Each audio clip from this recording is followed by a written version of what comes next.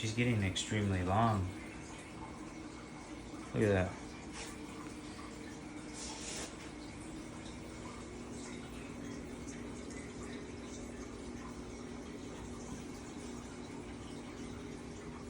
So my snake, I usually just feed it the dead mice because I don't like doing the live ones.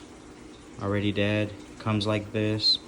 Just kind of warm it up, throw it in, I usually throw it in a cup with some lukewarm water, and then kind of let it thaw out, and then give it to the snake, which she already kind of knows. Time to eat.